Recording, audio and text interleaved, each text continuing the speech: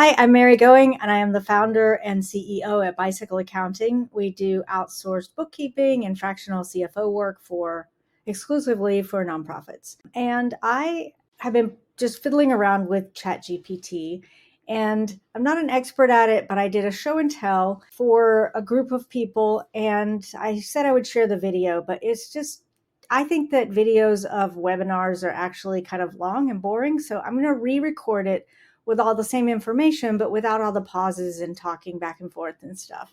So that's what this video is. Let's get started. So the first thing I want to be sure to do is to give credit where credit is due. A lot of the ideas that I'll be sharing with you are ones that I got from other people who are similarly experimenting with ChatGPT. Specifically, Layla Garani is somebody that I have followed for a very long time. She is an absolute power user in the Excel and all the related fields work. And she's, on the cutting edge of the ChatGPT world. So Layla Garani, definitely check her out. And then Hector Garcia is also somebody I've been following. He's big in the QuickBooks world and also looking at ChatGPT and all of the ways that it's going to be affecting accountants in particular. So check out those two people for sure. So today I want to just cover basically what is ChatGPT, some examples that I have used. I'll cover one advanced example that I have been playing around with.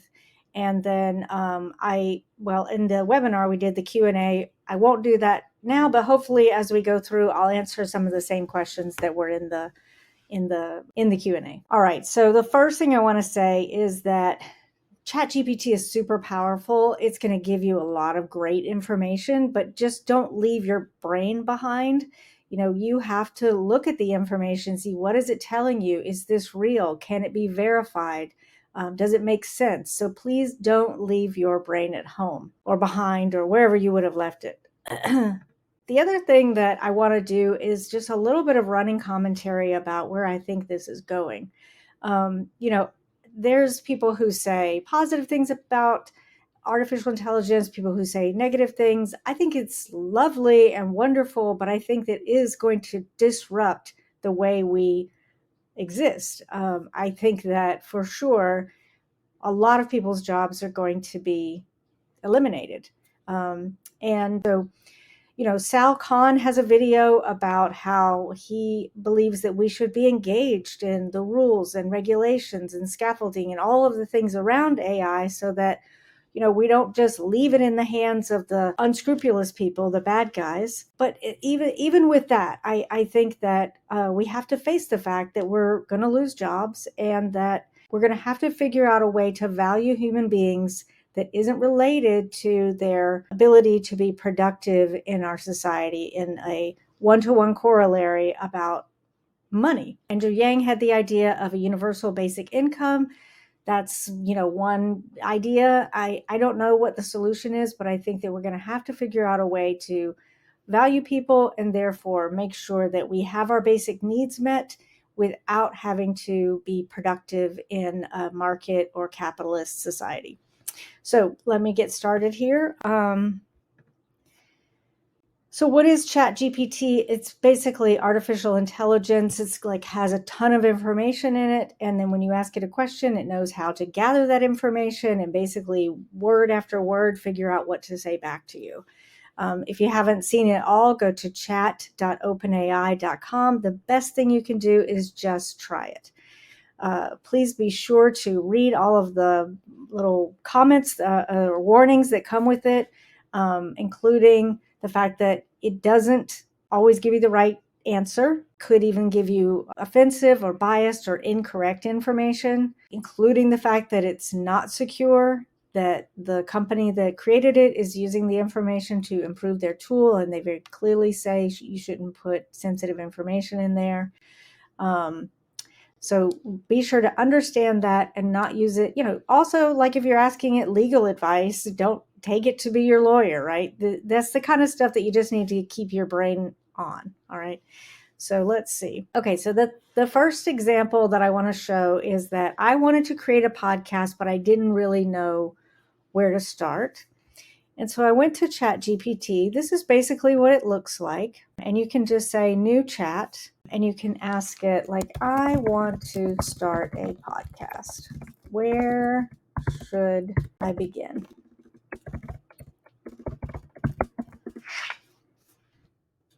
All right. And so you can see that it gives us examples of like where to begin and goes through things like record and edit, define the, design the artwork, all of this stuff. Like it's kind of laying it out for me. And so I can look back at here and say, what I'm looking at this and I'm thinking, well, are there any other podcasts already that were related to nonprofits? Because I want to start a podcast that has to do with looking at the finance department of nonprofits through an equity lens. So are there any other finance nonprofit podcasts? So, okay, yes, here are some examples.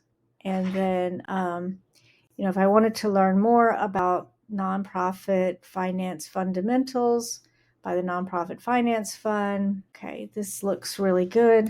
So tell me more about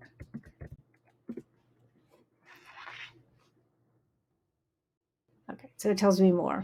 So, essentially what I would want to do at this point, of course, is go listen to it and find out what it's really about and whether it's overlapping or similar to the information that I want to create. But you see how I just wanted to give this simple example to start with, that I'm having a conversation with it and I don't want to anthropomorphize it, but, conversation is what it actually feels like. So let's go back and see what's the next example. Okay, so the next example is an investment policy. Okay, so I'm not going to demonstrate this so that it can go a little bit faster, but basically someone on the Compass Point listserv asked the question about whether people had examples of investment policies for nonprofits that invested in socially responsible investments.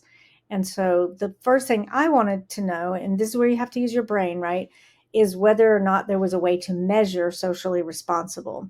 And so I asked ChatGPT, is there such a thing as a certification or accreditation or something like that for socially conscious investments? And it gave me the answer. It said, yes, there are several. And so then I asked it to craft an investment policy for a nonprofit organization that addresses the need to maintain 3 months of liquid assets, low tolerance for risk, and that only invests in socially conscious companies. Use the most accessible concept from the above list. And this is another thing I'm just trying to point out, that the above list is just the conversation that we're having in this thread. But what's cool is that it can remember the conversation that we're having in this thread. If I started a new thread and I said the above list, it would have no idea what I'm talking about. But as long as I stay in this thread, it seems to remember. So it creates this policy. It names the purpose, names the objectives, and then it puts in the constraints: liquidity, risk tolerance, socially conscious investments. But then it even provides guidelines that I didn't name: asset allocation, to diversify. It shows and I think I should have used the word responsible, but you get the idea, same idea. Rebalancing is something that it thought of on its own. And then the investment manager. So you can see that while I don't want to leave my brain at home, because for sure it says here that the portfolio will only invest in companies that meet the standards set by the Global Reporting Initiative. Before I introduce this to my board, I would definitely want to understand what the Global Reporting Initiative is. I would want to read through this. I would want to perhaps talk to my bank and just make sure that this is in alignment with what they would recommend. But, this is a great place to start, right? Okay, so the next example is the employee handbook. And I have pasted an employee handbook here. And so let's just pretend that this is my employee handbook. I actually had ChatGPT generate this handbook, and I'm going to copy it and paste it into a new thread. Now, it does have a limit, so I don't know if I'm going to reach the limit or not, but let's just see. Go here, I say new chat, and this is an employee handbook. Paste. Okay, so I've pasted this in here. Now, I'm going to ask it, what holidays does this organization have off? So you see, it goes and it looks through my employee handbook and it finds where I have written the holidays. And if we were to go through here, you would be able to see that indeed these are the holidays: Martin Luther King, Cesar Chavez, Transgender Day of Visibility, Memorial Day. And then it can do things like this. What day is Transgender Day of Visibility in 2024? And it admits that its cutoff date for information is 2021, but it says typically it's on March 31st. And so what we could say is, what day of the week is that? Now, I think that's really cool. What day of the week is that? Meaning, what day of the week is March 31st, 2024? But I don't have to say all those words again. Let's see if it can figure that out. Falls on a Saturday. Okay, so you can see how powerful that is. I'm going to stop using this example, but you can see how you could, use it to figure out all kinds of things inside information that you feed it. All right, let's see what's next. Okay, so similar and along those same lines, I just want to show you that it can basically summarize information as well. So the Cloud Accounting Podcast is a podcast that I listen to. I think it's really good. If you haven't listened to it, please do check it out, the Cloud Accounting Podcast, especially if you're in accounting. So this is a transcript from their April 19th episode about accounting fraud indicator signals, or accounting fraud indicator signals economic trouble. And so I'm just kind of curious about what this is without having to listen to the whole podcast. So I'm just going to grab a bunch of this text. I'm just going to stop here for the purpose of illustration and go back here and say, new chat, please summarize the salient points of this text in bullet form. I like bullet form. It's so much easier to read. All right. So it's giving me these bullet points. So there's a high incentive for apps like Cash App to allow fake accounts to show user growth and generate transaction revenue. And it goes on and just sums up what they were talking about on the podcast that day. So I think this is awesome because I love their podcast and I will listen to it. But if I were just really interested in what are they talking about without listening to the whole thing, this is a great way to get a summary. All right, let's see what's next.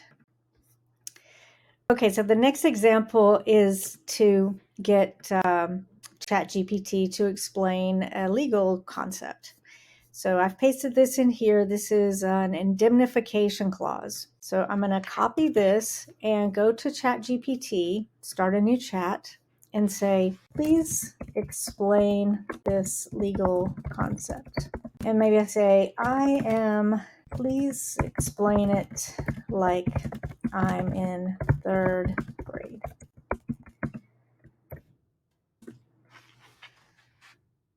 Okay, this is so awesome. I just love this so much. So imagine you and your friend are playing a game together. Before you start, you both agree to be responsible for any accidents that happen because of your actions or mistakes. And then it goes on and explains an indemnification clause in a way that I can understand it. I mean, this is truly amazing to me. So the other thing is this indemnification clause is both ways. Can you rewrite it so that only the provider is indemnified? Okay. Actually, so it rewrote it. So it rewrote it for the third grader. Will you write it back in legal language for a contract? Okay. So provider shall indemnify and hold recipient harmless. So see, it's only doing provider to recipient. Can you write it so that recipient, can you write it? Let me see how smart it is. Can you write it the opposite?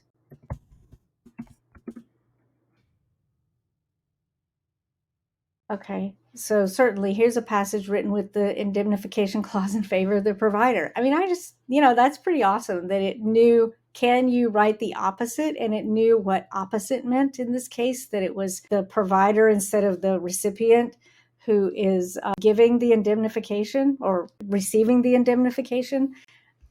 So kind of amazing stuff. So this next example is one that I have been fiddling with for a little while. And what I want to show you is or at least how I interacted with ChatGPT to come up with a fairly complex result. So first, let me start with showing you this bank data. If you are in finance, you're very used to this data.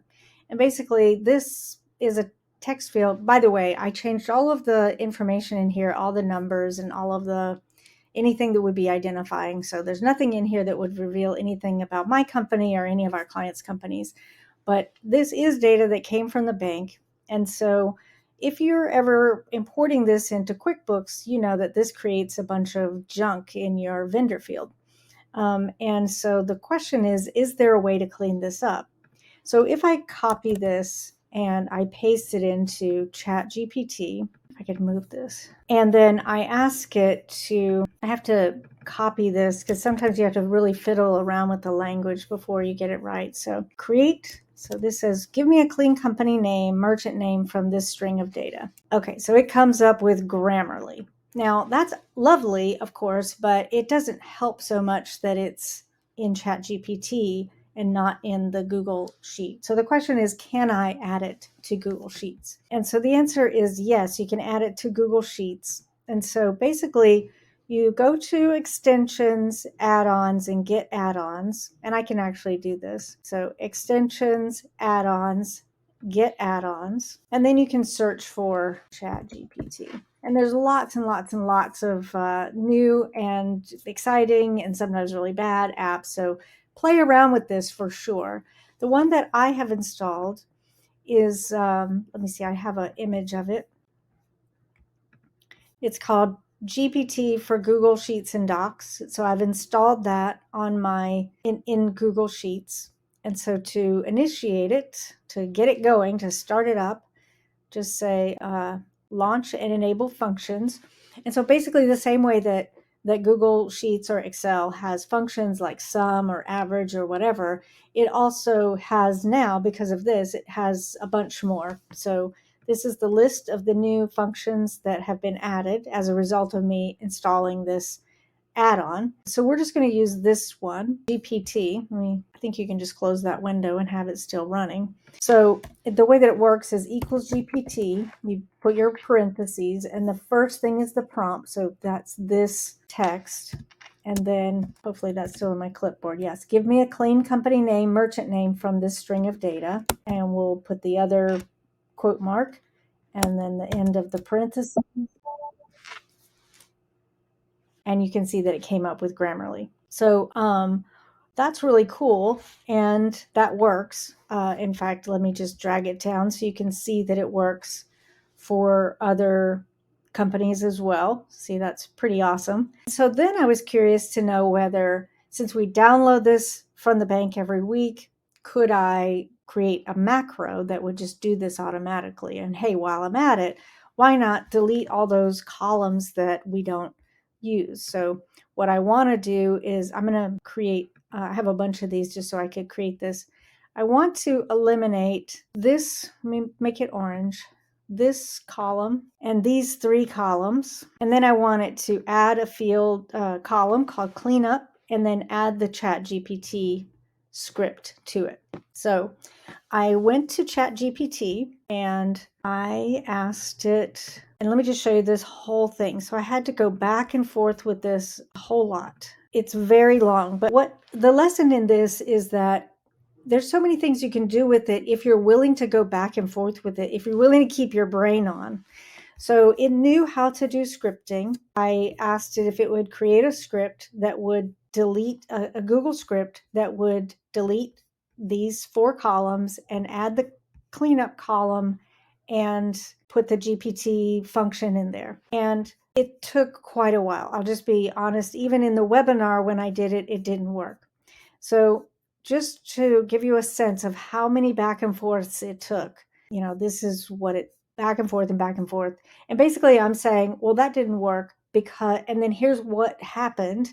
Well, that didn't work. This happened. And then it will say, I'm sorry, here's some new code. And it will try again. It literally apologizes. And then I read code, try to figure out what is that saying. And I say, I think that when you are, adding one to each line, you're getting one off. Try it without that. I'm having to use my brain, it's using its knowledge, and we go back and forth and back and forth.